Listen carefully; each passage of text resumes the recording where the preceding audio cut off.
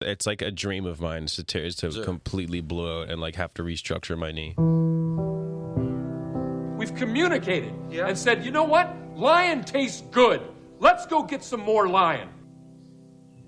Cindy! The TV's leaking! McLovin? Yeah.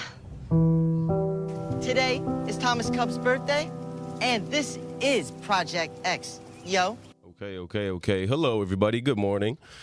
I'm Sam Bird. You're listening to Bird Core. As always, I'm joined by Jenny Kim. Jenny, how are you? Hello, I'm good. How are you? I'm amazing. Thank you for asking. Another special episode today. We have another interview, and I'll tell you who it is. It's an up-and-coming Toronto content creator and DJ. He was on Big Brother, Season 10, is a TMU Sport Media grad, back when it was Ryerson. Is that correct? Mm-hmm, it is. Mm-hmm. He was actually in one of my YouTube videos back in the fall. Shout out Prison Pants. That's our TIFF video.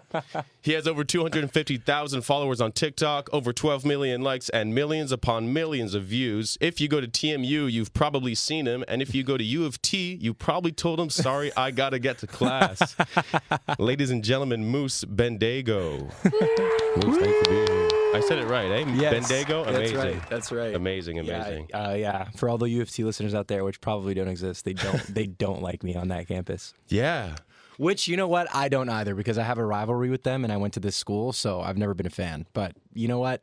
My pride and my loyalty lies with this school, and it always will. Yes, as it should, yeah. So, but when you say a rivalry, you didn't play any sports here, did you? I didn't, but I actually used to attend all the games. I used to go to all the women's, men's basketball games. I used to go to volleyball games sparingly. I used to go to hockey games all the time, which they were so disappointing. Yeah? We never make it out of the first round. It was like a curse for 4 years. Like, we were, no matter how good we were. But basketball, we went to a lot of the games. I actually was flown out by Ryerson to go to the U Sports National 8 Championship in Vancouver. Really? In Vancouver twice. Once in Halifax. So like I used to go to all the games. We used to go. Like, we were diehard fans. We used to be sold out every single game. Damn. Yeah. So I was a pretty diehard Ryerson Rams fan for sure. Yeah. They flew you out, but you had to still pay the tickets and stuff, right? No, they paid for our flights. We had to just pay for our Airbnb and our food and stuff like that. And even then, they kind of comped us a meal, one meal, but they paid for a flight for about 16 of us to go or something like that. 15, 16 of us. No, I think it was less. I think it might have been 11. And it was the student union that kind of funded it, because we were just so loved the game, loved the team, and we also won the Ontario Championship for the first time in forever. So they were, happy that people were going to the game, so they sent us out to Vancouver to kind of cheer them on, and we came in third place that year. Okay. Yeah, that's not bad. Bronze medal's okay. Yeah, it was okay. And you did a lot of Rams live at your time here, right? So you were calling some of the games. Yeah, I did. Yeah, that was kind of bled into my fandom of the team. So I started off obviously doing camera and all that, what you do in first year. Yeah, and then I wanted to be on air. So I transitioned into doing the halftime show for the men and women's basketball games. That was kind of my bread and butter. So I did a halftime show, hosted it with a variety of people. And then I also like doing hockey sideline is my favorite, because I love making hockey players mess up and not talk like hockey players. This is my favorite thing to do, especially because I knew some of the guys and the girls that were playing. So it was just really funny to them when I had to interview. They're like, Moose, no, I don't want to talk to you. And I'm like, you don't have a choice. And they're like, okay.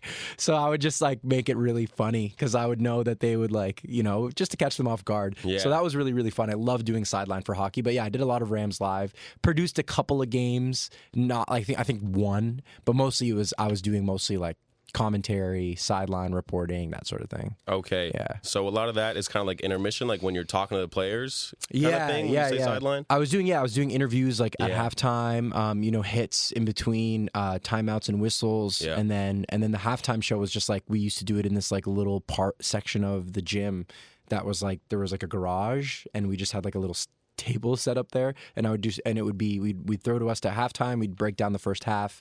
They would go back into the game second half, and then we would do the end of game report, kind of like they do, for TNT with the guys. Obviously not as professional, but we wore suits, so we thought we were professional. Okay, yeah. Hey, look good, feel good, right? Yeah, That's what it's all exactly. about. And we did feel good for sure. That's good, man. So speaking of interviews, a lot of people when they see you, like that's kind of that's your big thing right now. Is you're doing these street interviews in Toronto. A lot of it on campus here. That's right.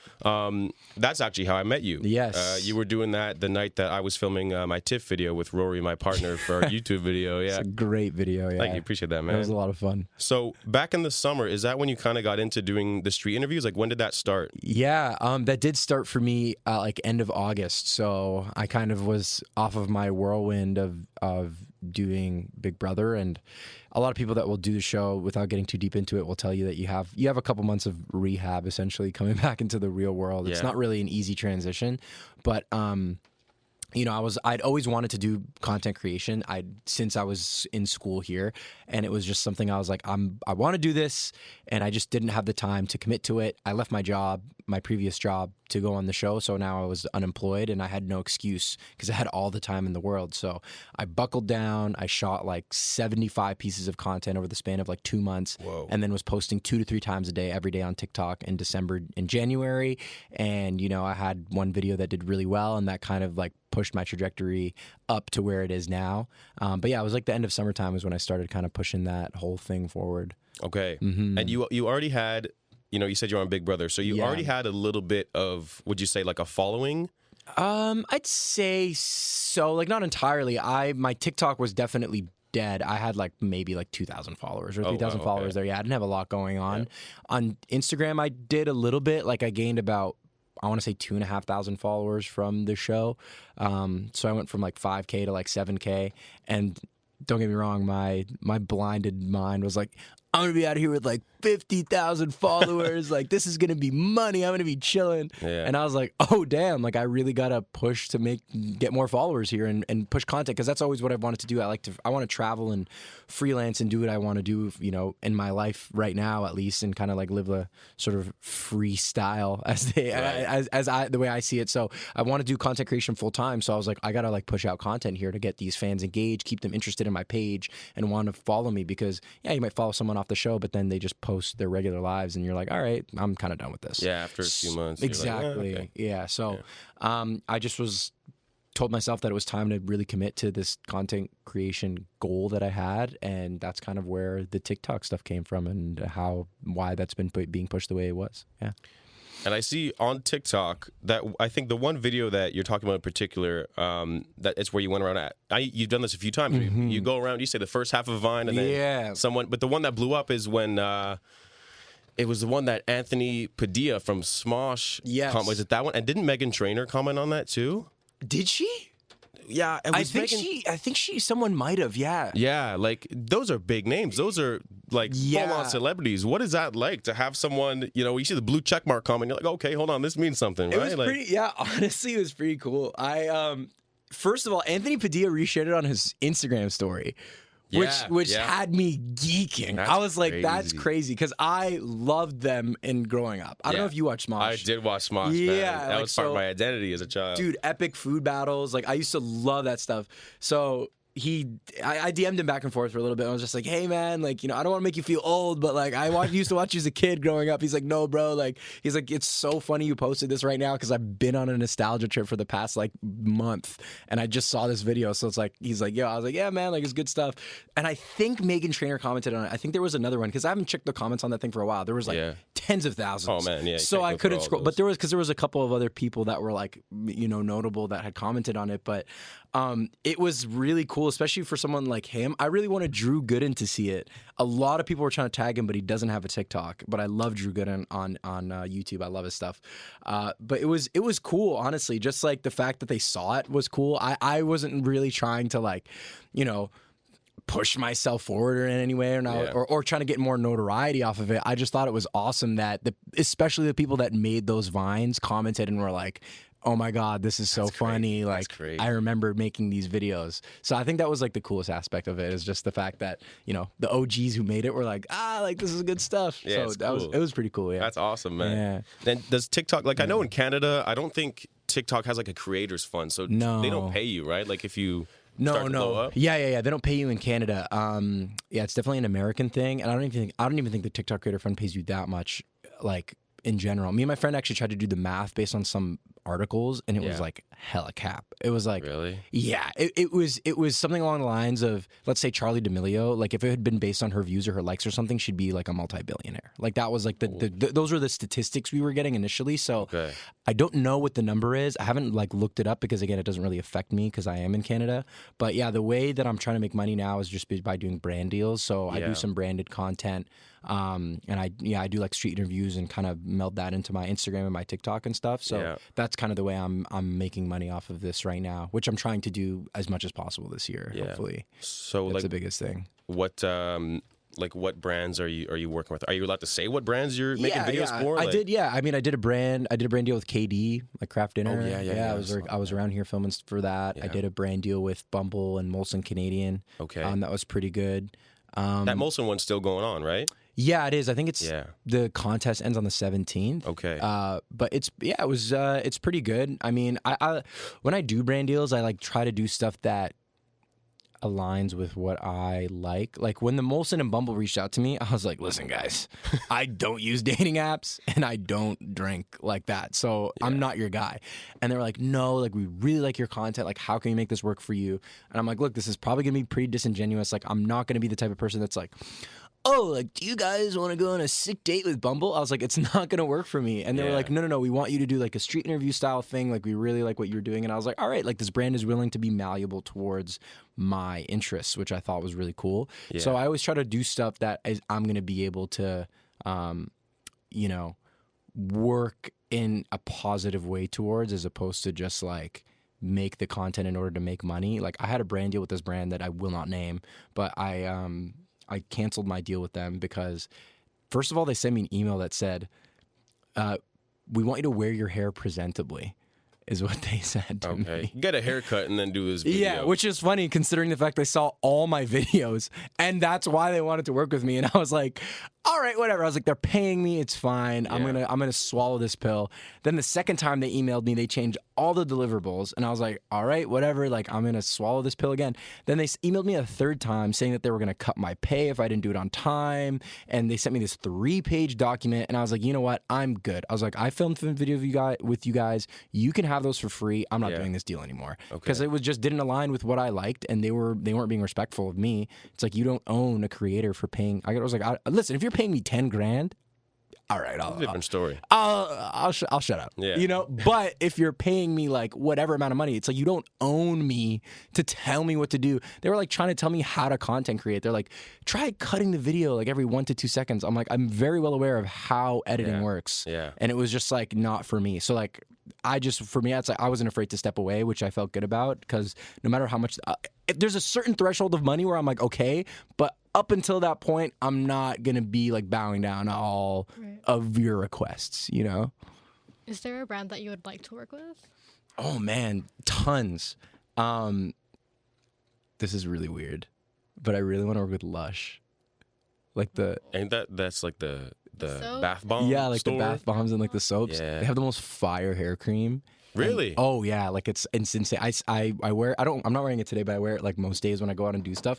And people are like, "Oh my god, your hair smells amazing." Is that coconut? Yes, straight up. They're like, "Yo, it's so good." I need a brand deal with Lush more than I need it with any other brand. At least right now, because I love them. They're Canadian and they're sustainable, so they have a lot of good things about their brand that I like. Okay.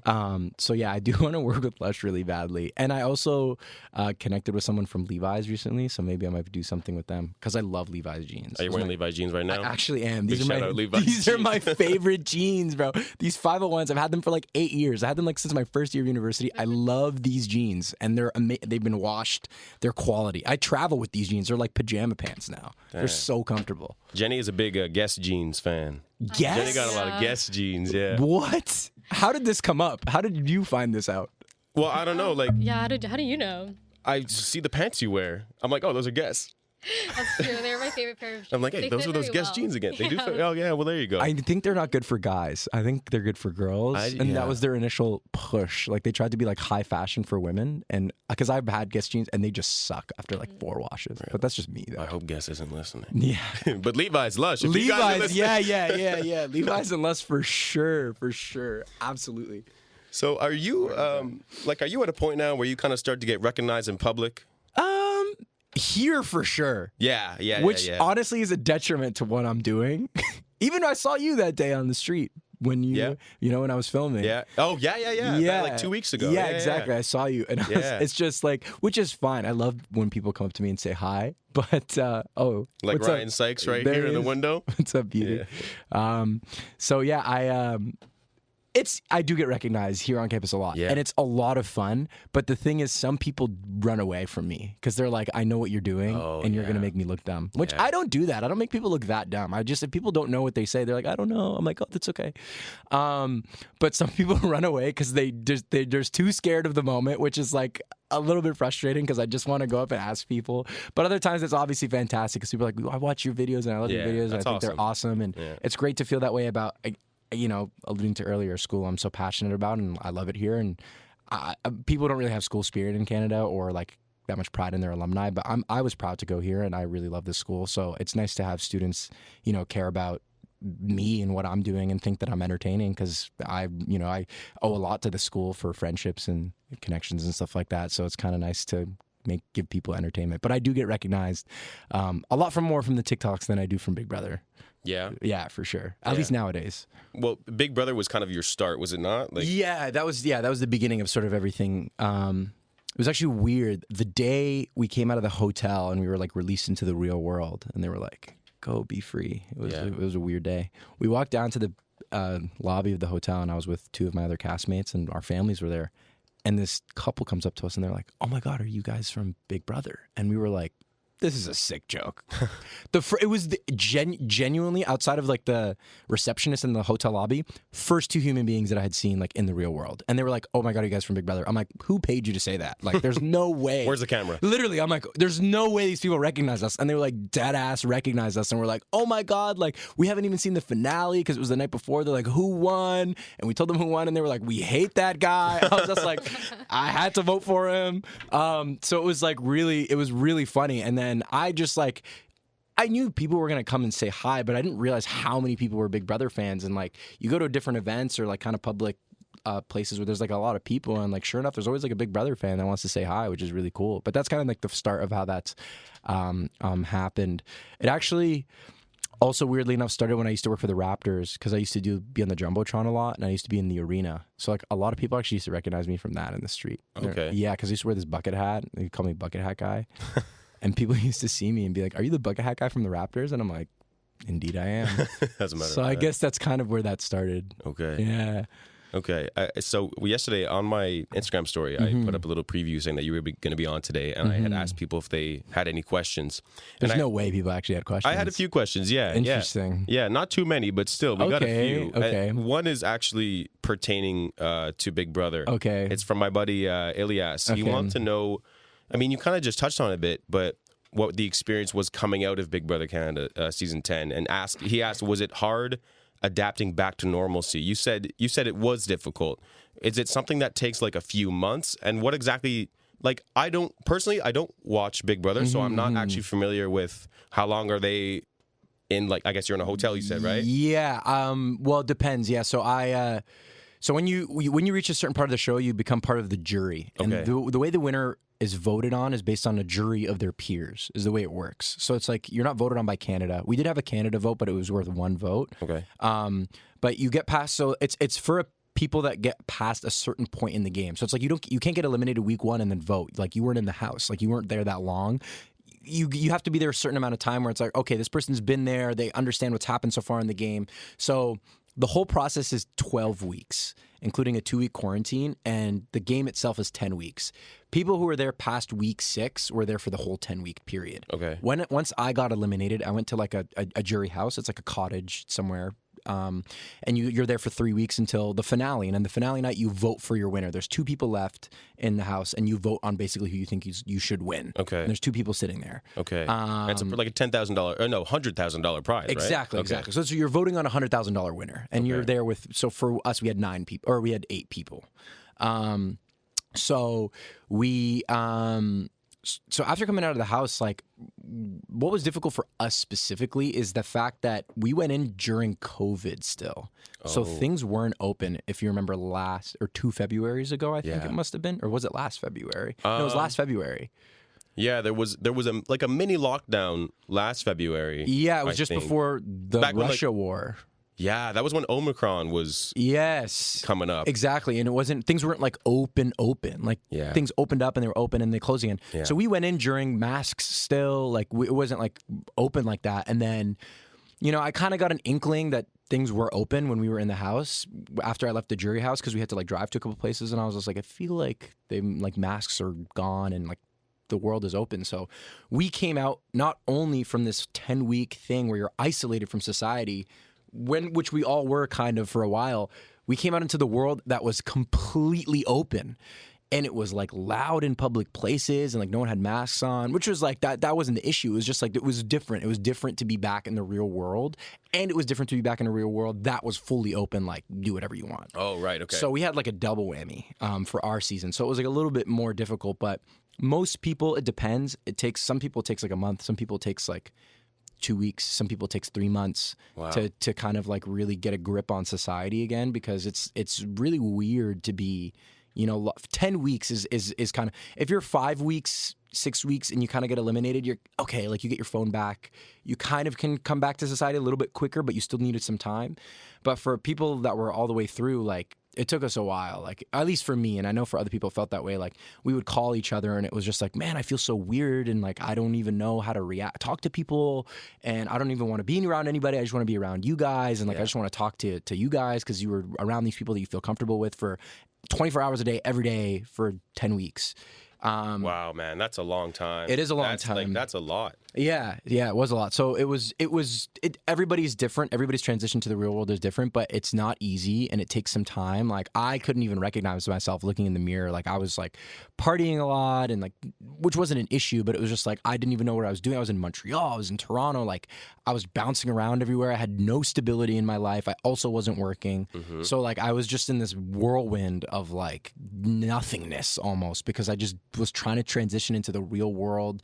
It was weird. It was a weird 3 months. And then like by the time end of August came around, I was like, okay, like I feel a little bit more normal now and I feel like myself. Yeah. And I don't feel like weird kind of being in like public and stuff. So yeah, everybody has their transition and their vice when they come off of the show. But yeah, it's not the easiest transition, but I think we got it twice as hard considering the whole like COVID thing. Yeah. It was pretty tough. Okay, wow. Yeah. What's it like when you're on the show?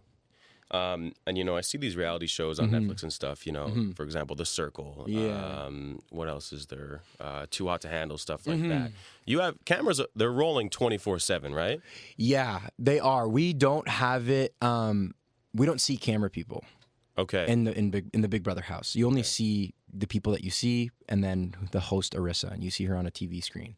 But there's like cameras like these. There's literally cameras like these all around the house. Okay. So they just kind of follow you around, but there's also camera people behind double glassed windows, so you can't see their cameras. That's kind of creepy. Yeah, but you don't know that they're there. Like you literally can't see them. They're just like mirrors, right? Like they're double. What is that called? Yeah, I know. Yeah, like. When you look at it, it looks like a mirror, but from the other side, they're looking in. Exactly. Yeah, like the ones in cop shows. Yeah.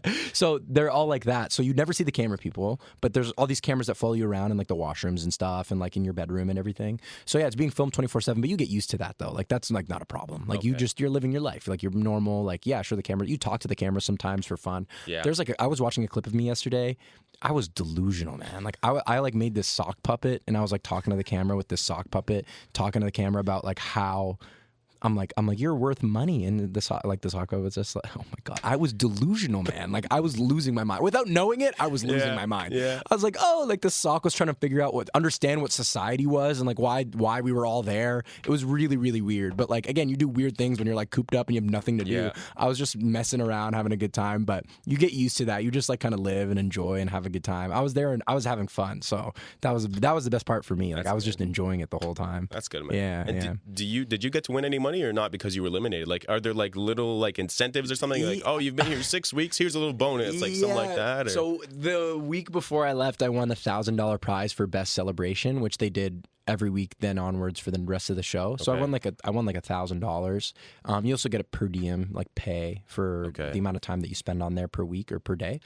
It's not a lot of money, but it's money. And but yeah, I won $1,000 thing for like best celebration. There was somebody who was trying to get rid of me, and then I won this competition and like saved myself, and then like I was like chewing them out, and I was just like, "You tried to get rid of me, like let's go." It's pretty hype.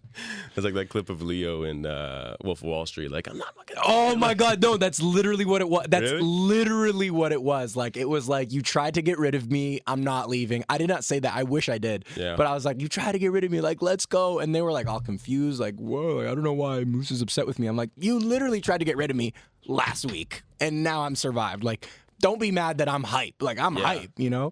So yeah, it was literally that clip. It was so funny. It was, yeah, that was one of my better moments on the show. That's so good, that's like man. kind of the most money I won. Okay, cool. And then, so the show ends, you come out, then end of August, you kind of get readjusted, you start doing these videos. Yeah. At this point, like now, present day, you've done so many different videos, and you have so many different clips, and I'm wondering, like, what is the craziest thing that someone has said to you? Oh my God, in an interview? Yeah, like on if you, TikTok? I know you say, what's your worst first date experience? Something like that. Like, has someone told you some really whack shit? No, honestly, there's one video that I have posted, which is of this guy, and I asked him what's something his parents don't know about him, Okay. and he said that he loves doing recreational drugs. I saw that. Yeah. And, you know, he's like, which, I mean, this isn't a slur, but he's like, I was like, what kind of drugs do you like? And he's like, anything below heroin, which sounds bad. Yeah. But it's not, because he's saying anything below that, but just the way he said it made it sound like he just loves hard drugs, which like, it was just really funny. That was like kind of the weirdest one. And that was when I first was starting, but honestly, no, I don't really have. There's a video I've been meaning to post that my friend needs to send me the video of it. But I interviewed this guy when I was in Banff for my birthday, and he said he went on a date with this girl's family, and she ghosted him on the date. Or he went on vacation with this girl's family as kind of like a first date. Yeah. And then she ghosted him on the trip. While he was there with the family. Yeah. And he hung Really? out with the family still, but she just kind of like stopped talking to him. That's kind of weird. It was so weird. I was like, what are you? I was like, what dynamic is this? It was like a second date. He's like, yeah, it was like one of my first dates with this girl. I'm like, that is odd as hell. They were probably super rich. Yeah. They must have been super rich if it was like, yeah, bring this guy Yeah. go ahead on this family vacation. So funny. But that was also one of the weirder ones that I remember recently. Because like, what? That's weird. Like, at that point, do you just kind of, do you book a trip home? It's like 3 days in. It's like, okay. Well, Yeah, I you mean, know. listen, if I'm getting all paid and I'm in Cancun, I'm staying. Yeah, Like, that's whether true. or not she's hanging out, I'm gonna find somebody else to hang. Yeah, I'm going to meet another girl. Yeah, whatever. for real. But that was so odd to me. I don't even know how you could be enveloped in a situation like that. You know? Yeah, that's got to be strange. But I feel like that's someone who be like, oh yeah, come on this trip with my family. Like, well, I don't even know your last name. Yeah, Like, hold yeah. on. That is a bit strange. It is a bit odd. He was a cool guy though, so like I could see him just being like vibing. Yeah. Like he was just like, yeah, like no problem. And he didn't even care that she ghosted him. He was like, whatever. I was like, And that makes a good story, though. it was. It makes a good story, I know. so- I gotta post that one soon. It's pretty funny. Damn. So Yeah. you're posting 2 to 3 a day. I was, yeah. I'm not doing that anymore. I'm not like Sarah Jenkins, if you know who that is. She was Name. she's a TikToker. Yeah. Slash social host slash creator slash works as a producer at CBC, and she was posting 2 to 3 a day in app, which to me was insane. I just had a conversation with her recently. Dang. That's wild. If you do stuff in app, especially, like you're nuts. And she was doing that 3 times a day, and she's still doing that now with her Okay. full-time job. She's a beast. Like, That's a lot, man. yeah, she's a beast. So I'm not at that level right now. I'm posting 1 a day now, if that. Because I've really run out of content. So Yeah. I'm actually going to do some interviews hopefully after this, but I'm just like, I really got to push some stuff coming up in the near future, but I'm pretty much at 1 a day on TikTok. Like I'm satisfied with now that I have a following. Yeah. I just want to put out good content now. Yeah. So I can be there. Like I can post good videos, and if they're good, they'll catch. Yeah. And if they're not, they won't. I don't need the 1 a day. Like it would be good to keep that sort of tempo up. But I just kind of want to put out the quality now, but then get back to the sort of 1, 2 a day, Yeah. hopefully in the next month, and then just like have like a month's worth of content ready for that, because it really took a lot of grinding to get those 75 pieces, like 80 pieces when I first did the posting. So yeah, I'm kind of at like 1 a day, if anything, like 3 to 4 times a week now at most. Okay. And do you have a team that's with you? Like, I know you got a cameraman. Do you do all your editing yourself? Yeah. What's that process like? Yeah, I do. Yeah, I do all of my own editing. It's my friend. My friend films for me. He also has a TikTok page. Shout out Deviation TV if you guys want to look that up. He does like pickup artist stuff and like funny things. Okay. But he films for me, and then I do all of my own editing. Okay. So that's kind of how that works. Like it's funny because it's like people are like, you produce, edit, and direct. It's like, okay, no, I edit the videos and I'm in the videos. I put subtitles. Yeah, exactly. I put subtitles and I cut it. It's like, yeah, sure, I produced it, but it's not really a production. It's just like it's a video I make. So yeah, I do all of the editing, and it's strenuous. I'm sure, as you know, like editing isn't an easy. Yeah, I feel like it takes time to kind of get in a rhythm, but then once you know the process that you want to do in terms of like setting the sequences, and then I'll just put subtitles. It's repetitive. It's easy at that point. Yeah. It's still a lot, but yeah. Once you kind of know what you're looking for, like in your cuts and stuff, and like it's pretty systematic. It's just about sitting down and doing it. Exactly.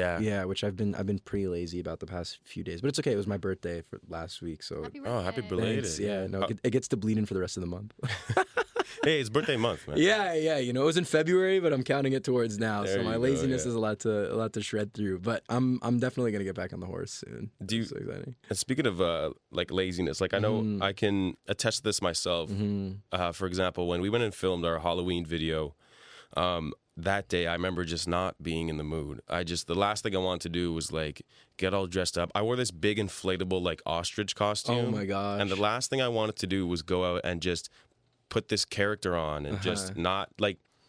I was playing a character the whole night, asking people these stupid questions on Halloween at night for like 3 hours. We're out there. Do you ever find that you are out there doing your interviews and you're like, man, I don't want to be doing this, but like whatever, I'm still gonna do it?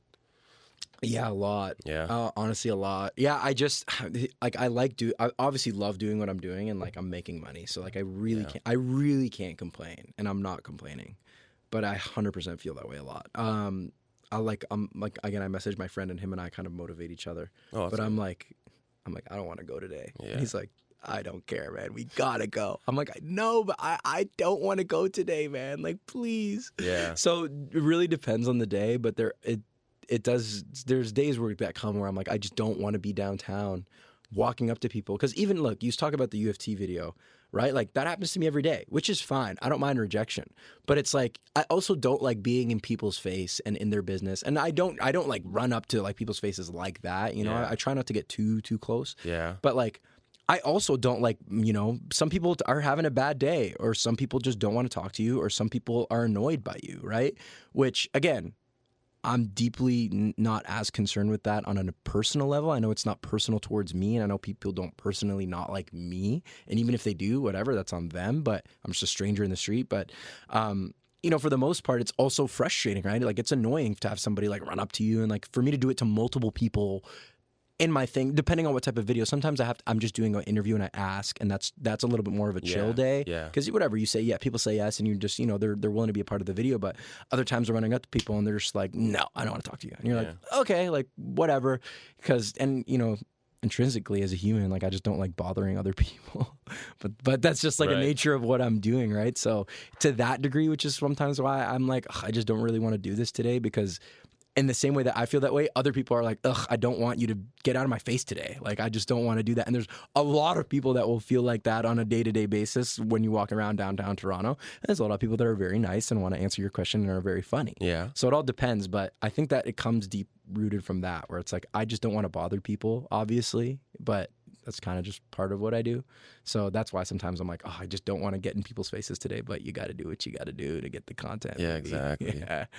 How many times would you say is like in terms of the percentage of when, how am I going to word this? How many people are saying, yeah, okay, sure, in a day compared to the people that are saying no? My success rate at Ryerson, I'd say, is like 65%. Okay. Yes. It's actually pretty good. Most people here, it's dwindling a little bit though. I think that UFT video did a number on me, because I think people saw it and were like, "Oh my god, we can say no to this guy. Like we can tell him to like go screw himself." Yeah. So my numbers dwindled. But it's on a bad day at Ryerson, it's 50-50. on a good day, it's like 70-30. Oh, that's great. So I usually never, ever dip below that 50-50 mark, which is great. Like, it's really, really good here. I still haven't gone to, like, I want to go to a few other universities. Like, I still got to go to McMaster in New York and, like, go test it out at other places. Yeah. And I want to do nightlife stuff again, kind of when you know, when we saw you guys that first time. But it's really hard to do in the winter. Yeah, that's people more of a just want to summer get to where they're going, Yeah. and it's, like, not fun. Yeah. So that's why Toronto's a little bit frustrating for that. But in the summertime, it's going to be a big content summer this summer. Yeah. It's going to be a lot of content coming out. So. And I sorry to interrupt. No, no, I'm just saying, like, it's going to be a lot of stuff coming out this summer. I was going to say, and at this point, you already have, like, you're already pretty established online. So there are going to be more people, I think, that recognize you as the, like, Toronto interview guy.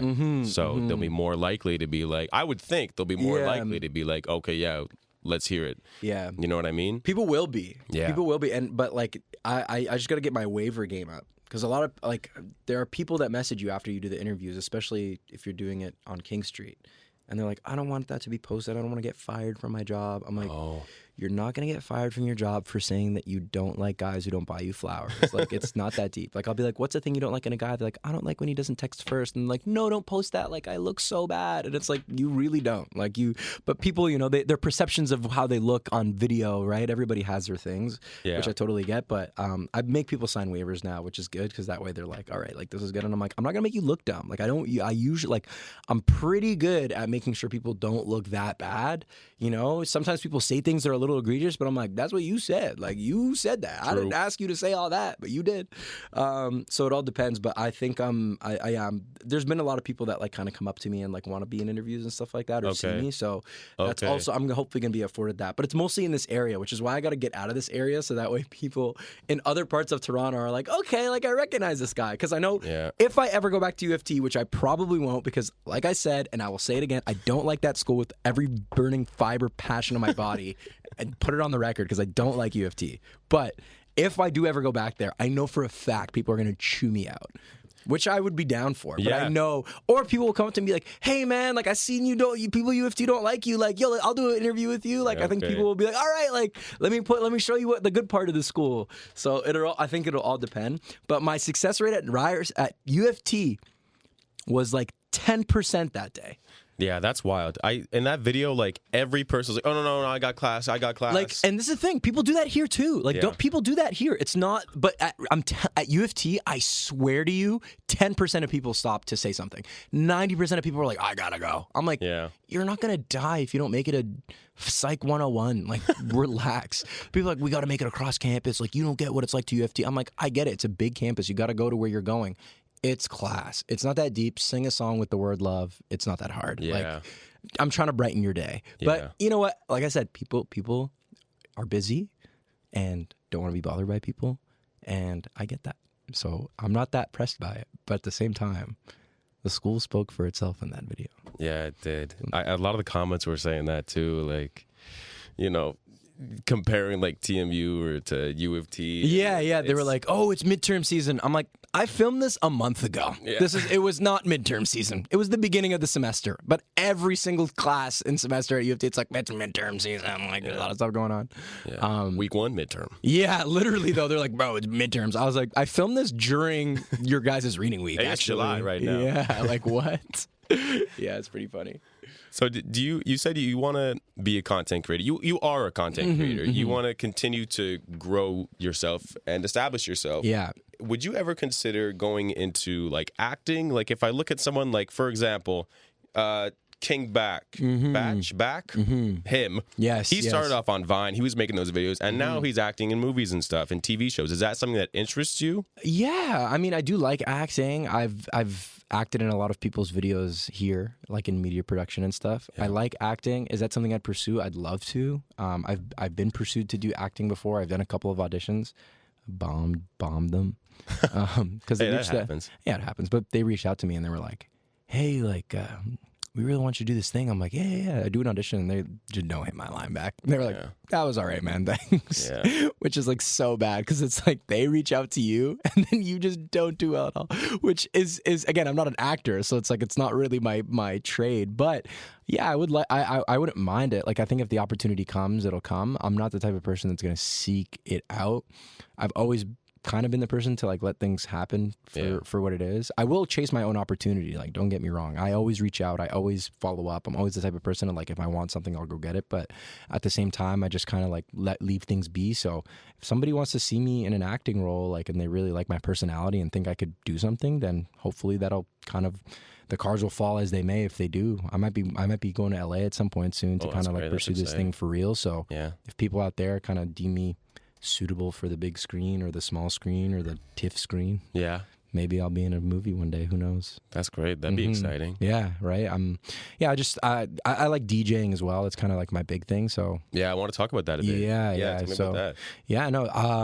I started DJing a couple years ago, and I'm definitely still a baby in the game, but I love it. I love mixing music. I love making people dance. I play a lot of dance music. It's great. Like, it's just like a fun thing to do. I think everybody at some point who loves music wants to be a DJ. Yeah. Or like says it and is like, I want to be a DJ. Like, I've always wanted to learn.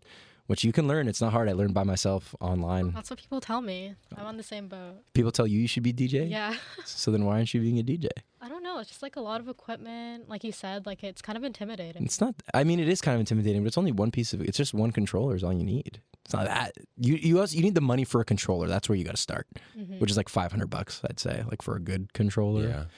That's all you need, though. Well, I'm inspired now. You should be. It's a lot of fun. Just do it in your base. So it's what I did. I literally, in my room. I was just in my room. I DJ'd like 1 hour a day, 2 hours a day. I learned how it worked. I kind of asked. I had one buddy who kind of helped me out, but not really, because he was in Montreal and he couldn't really do things with me hands-on. But I just watch videos online. There's tons of videos online to learn how to do stuff, and you just like go from there. I'm not an amazing DJ. People still tell me that I'm really good, or other DJs who are like been in the game forever, they're like, yo man, you're pretty good, and I'm like, I'm not. Like, and I feel like I'm not, because there's so many people that are just really, really good at this thing.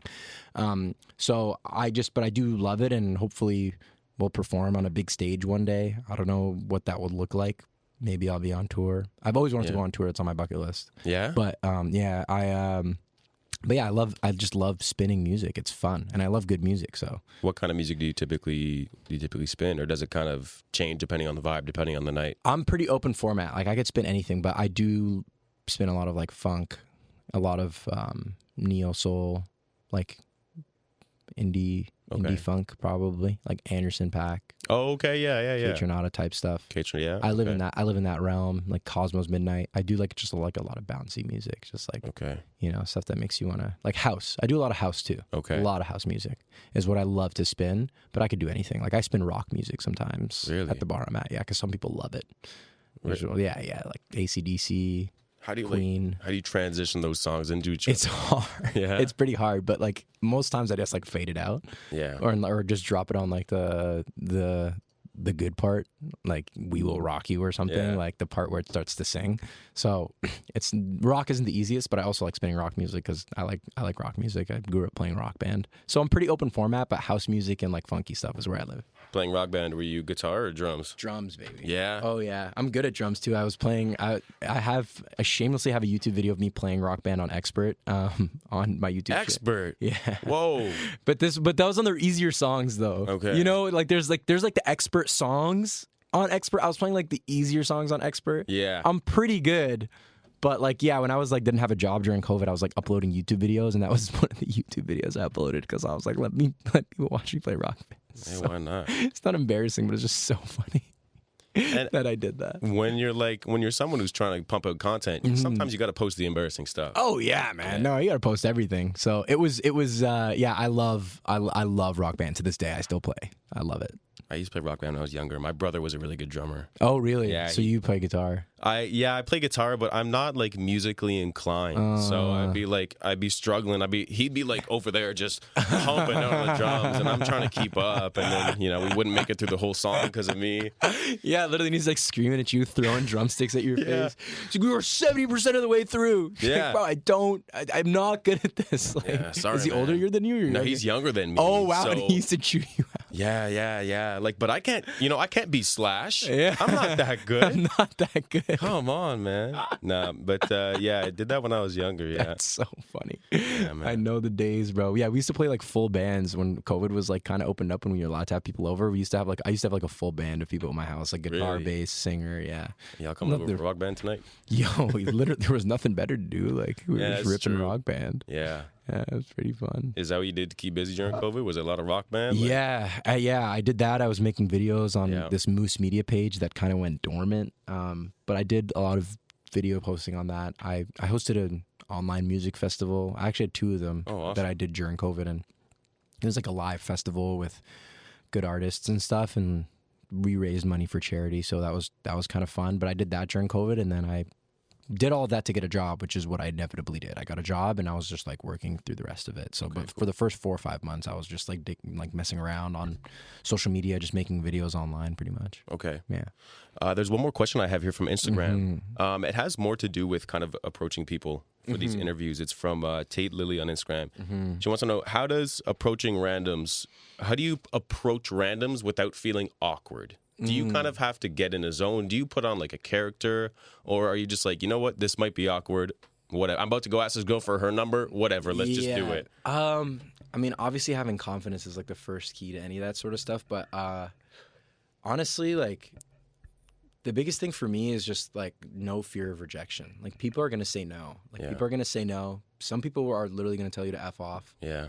It's rare, but most of the time, or some of the time, people are going to say yeah, and they're going to want to tell you a funny story. And if they have a bad story, then they have not a good story, and you move on. Like they're not going to remember this. If anything, it's a wrench in their day. Like it's a change of gear to what they're doing on a day-to-day basis. Walking to class, they got interviewed about something, and then that gets them thinking about probably other date stories, and they're going to be in the shower that night being like, oh my God, I forgot about this other date where this guy like threw water on me. Like that was crazy. Whoa. So if anything, like I feel like at least I'm giving people something fresh and new in their day that's like, oh, this is fun and interesting. Like, let me do something new. Like, well, how often are you getting interviewed about your life ever? Yeah. Right? So I think when it comes to going up to people, I'm just really comfortable with myself. So, like, no matter what happens on the other end of it, it doesn't really matter to me if they say no, if they say yes, if it's a good interaction, if it's a weird interaction, if it's an awkward interaction.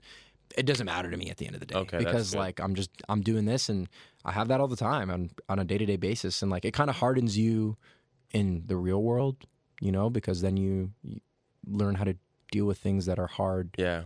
That confidence sticks with you. Yeah. Yeah, exactly. And you deal with things that are difficult on a day-to-day basis, and you kind of stick with that throughout your whole life instead of just doing these interviews. So because I've been doing it for quite a while now, like it's just a matter of not caring. I just don't like it. It's so cliche. People say this all the time, but you don't have to care that much about what people think. They're gonna forget about it in 2 seconds anyway. If they say yes, they'll think about it and think it was a great thing, or they might not. If they say no, they're gonna forget about it in 10 seconds when they're in class. Like they're not even gonna remember. Like no, when the world isn't about you. If you make it all about you and how worried and scared or awkward you might feel, then inevitably you're not gonna get what you want. But nobody really cares at the end of the day. Yeah. Like what you talk to them, they're like, whatever. All these people, like people that I interviewed that I haven't even posted, for example, they forgot that stuff even happened. Yeah. Like they don't even remember unless they see it on my page. They're like, oh my God, that guy spoke to me. I forgot. Yeah. People forget. Like so much content goes by nowadays. It's crazy. It is wild. Yeah. Yeah. There's a lot of stuff out there. So just go up. I mean, I'm not saying if this person wants to go up and talk to people, but if you want to do what you want to do, just don't have any fear. That's all it is. Yeah, that's what it's all about. I got one last question here before we have to wrap up. All right. From Max_Mezzo. He wants to know, who are your favorite creators in Toronto? So funny. I know Max. Oh, really? Yeah. Oh, shit. Oh, well, Max, you're also one of my favorite creators. He does make videos on TikTok. He's hella thirst trappy though. Oh, really? Yeah, and he knows it. But he's got an army of Sims. Really? Oh yeah, he just rides with it. Oh, 100%. He's got like, oh my God, I'm trying to think, like his rate women and like 8% men. Would you be interested in thirst traps? Absolutely not. Maybe if my body gets nice enough. I've been in the gym, so maybe if I get cute enough. But no, probably not. Max is definitely one of my favorite creators, I will say, because he's been consistent, and consistency is what I like. I like him. I like my other friend/acquaintance, Bowmanizer, is really funny. Yeah, he's great. I've seen his stuff. Yeah. He went to the school as well. So, but he's hilarious because now that I've done reality TV, I find his reality TV stuff even funnier. Yeah, because it's like that's not what it's like, but it's just like the way that he does his segments are hilarious. So I do love Bowman. There's another guy who's also from Toronto who I met recently named Tommy like a shoulderman or something like that, or schooler or whatever. He did this one video of Phineas and Ferb. I don't know if you guys have seen it. I don't think I have. But it's like Phineas and Ferb, but it's like real life, and it's like how they make money and stuff.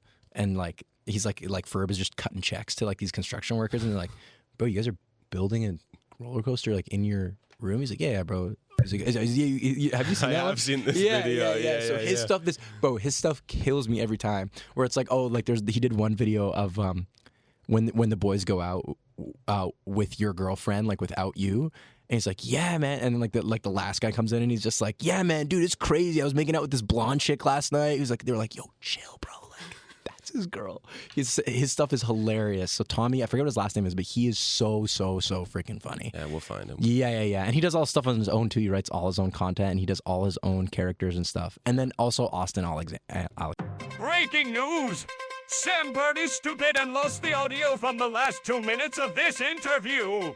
Here he is with more information. Also, my wife recently gave birth to her second child. Her name is Isabel.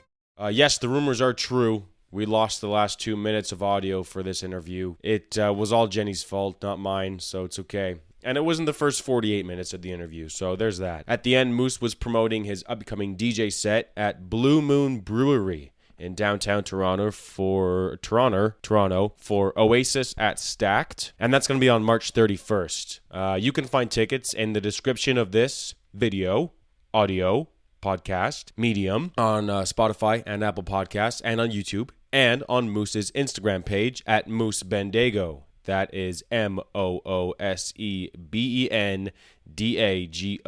I'll be there. Jenny will be there. Moose will be there, and him and some of his homies will be spinning tables, if that's the DJ term that is used for that. All right, that does it for this episode of Birdcore. Thank you for tuning in. Next week, I am joined by up-and-coming Toronto comedian and former Montreal resident like myself, Jacob Silva. Jacob has performed at Yuck Yucks. I've seen him live. I have laughed my ass off. It's going to be a great sit down with him. And if you've made it this far into the episode, send me a DM. I'll send you my credit card info. And I just want to know how many real ones are out there, honestly. All right, that's it for me. Gang, baby. Good night. Or good day. Or good afternoon. You know, whatever time of day it is for you. I hope it's good. Okay, love you. It's like a dream of mine to completely blow out and like have to restructure my knee. We've communicated and said, you know what? Lion tastes good. Let's go get some more lion. Cindy! The TV's leaking! McLovin? Yeah. Today is Thomas Cup's birthday, and this is Project X. Yo.